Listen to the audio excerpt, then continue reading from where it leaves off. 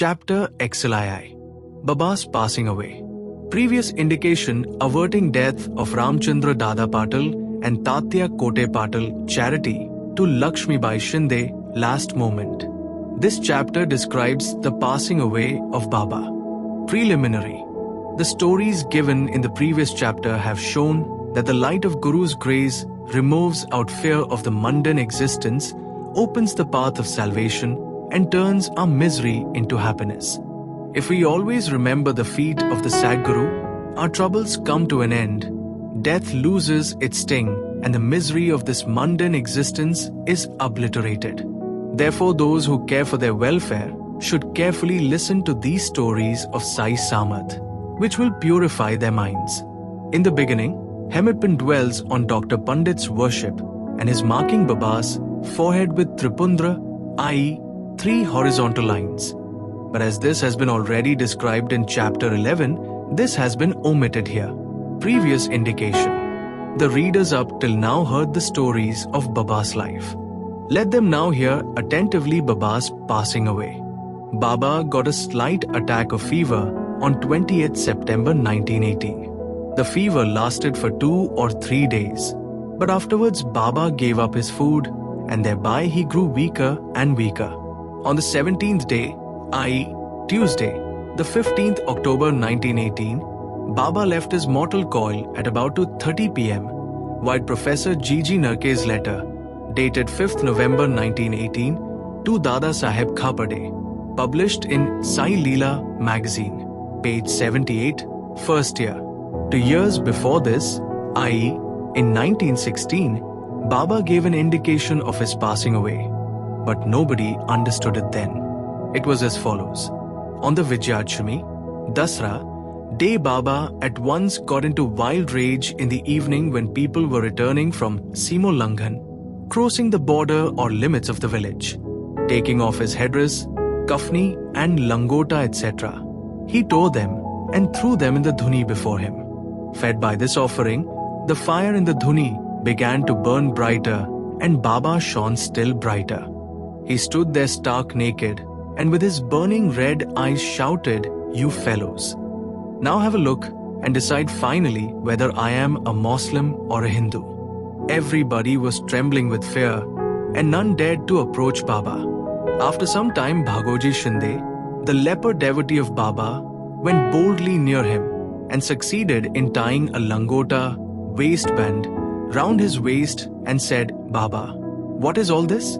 Today is the Simo-Langhan, i.e., Dasra holiday." Baba, striking the ground with his satka, said, "This is my Simo-Langhan, crossing the border. ... Baba did not cool down till 11 p.m. and the people doubted whether the Chavdi procession would ever take place that night. After an hour, Baba resumed his normal condition and dressing himself as usual attended the Chavdi procession as described before. By this incident, Baba gave a suggestion that Dasra was the proper time for him to cross the border of life, but none understood its meaning. Baba gave also another indication as follows. Averting death of Ramchandra and Tatya Patil. Sometime after this, Ramchandra Patil became seriously ill. He suffered a lot. He tried all remedies, but finding no relief, despaired of his life and was waiting for the last moment. The one midnight Baba suddenly stood near his pillow. Patil held his feet and said, "I have lost all hopes of life. Please tell me definitely when I shall die." Merciful Baba said, "Don't be anxious. Your hundi, death warrant, has been withdrawn and you will soon recover. But I am afraid of Tatya Patil. He will pass away on Vijayadashami of Shaka 1840, 1918 AD. Do not divulge this to anybody, nor to him, for he will be terribly frightened." Ramchandra Dada got well, but he felt nervous about Tatya's life, for he knew that Baba's word was unalterable, and that Tatya would breathe his last within 2 years. He kept this hint secret, told it to none but one Balashimpi, a tailor. Only these two persons, Ramchandra Dada and Balashimpi, were in fear and suspense regarding Tatya's life. Ramchandra Dada soon left his bed and was on his legs. Time passed quickly. The month of Bhadrapad of Shaka 1840, 1918 AD was ending and Ashwin was in sight. True to Baba's word, Tatya fell sick and was bedridden, and so he could not come for Baba's darshana. Baba was also down with fever. Tatya had full faith in Baba and Baba in Lord Hari, who was his protector. Tatya's illness began to grow from bad to worse, and he could not move at all but always remembered Baba. The predicament of Baba began to grow equally worse. The day predicted, i.e., Vijayadashami, was impending, and both Ramchandra Dada and Balashrimpi were terribly frightened about Tatya, and with their bodies trembling and perspiring with fear, thought that as predicted by Baba, Tatya's end was nigh. Vijayadashami dawned and Tatya's pulse began to beat very slow, and he was expected to pass away shortly. But a curious thing happened. Tatya remained, his death was averted, and Baba passed away in his stead. It seemed as if there was an exchange. People said that Baba gave up his life for Tatya. Why he did so? He alone knows, as his ways are inscrutable. It seems, however, that in this incident, Baba gave a hint of his passing away, substituting Tatya's name for his. Next morning, 16th October, Baba appeared to Das Ganu at Pandharpur in his dream and said to him, "The masjid collapsed. All the almen and grocers of Shirdi teased me a lot, so I leave the place. I therefore came to inform you here. Please go there quickly and cover me with bhakal flowers." Das Ganu got the information also from Shirdi letters.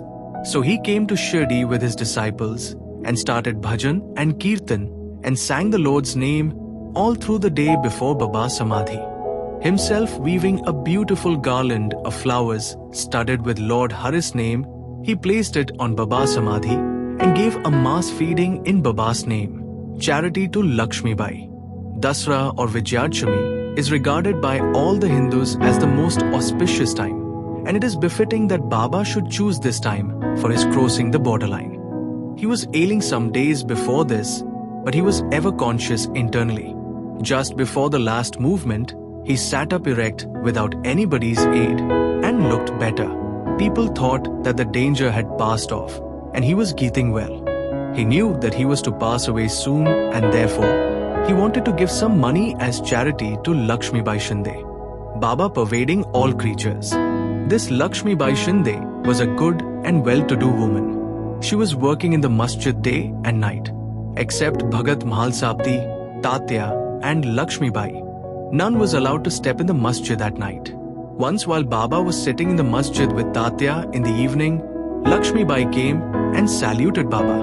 The latter said to her, "O Lakshmi, I am very hungry." Off she went saying, "Baba, wait a bit, I return immediately with bread." She did return with bread and vegetables and placed the same before Baba. He took it up and gave it to a dog. Lakshmi Bai then asked, "What is this?" "Baba, I ran in haste, prepared bread with my own hands for you, and you threw it to a dog without eating a morsel of it. You gave me trouble unnecessarily." Baba replied, "Why do you grieve for nothing? The appeasement of the dog's hunger is the same as mine. The dog has got a soul. The creatures may be different, but the hunger of all is the same, though some speak and others are dumb. Know for certain that he who feeds the hungry really serves me with food. Regard this as an axiomatic truth." This is an ordinary incident, but Baba thereby propounded a great spiritual truth and showed its practical application in daily life without hurting anybody's feelings. From this time onward, Lakshmi Bai began to offer him daily bread and milk with love and devotion. Baba accepted and ate it appreciatingly. He took a part of this and sent the remainder with Lakshmi Bai to Radha Krishnamai, who always relished and ate Baba's remnant prasad. This bread story should not be considered as a digression. It shows how Sai Baba pervaded all the creatures and transcended them. He is omnipresent, birthless, deathless, and immortal. Baba remembered Lakshmi Bai's service. How could he forget her? Just before leaving the body, he put his hand in his pocket and gave her once 5 rupees and again 4 rupees, in all 9 rupees.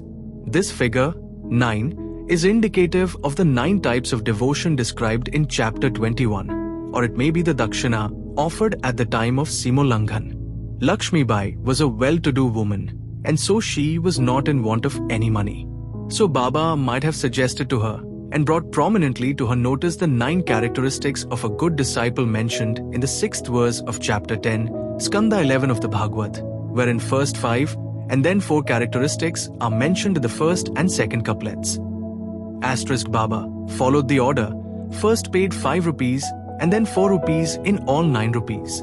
Not only 9, but many times 9 rupees passed through Lakshmi Bai's hand. But Baba's this gift of 9 she will ever remember. Being so watchful and conscious, Baba also took other precautions in his last moment. In order that he should not be embroiled or entangled with love and affection for his devotees, he ordered them all to clear off.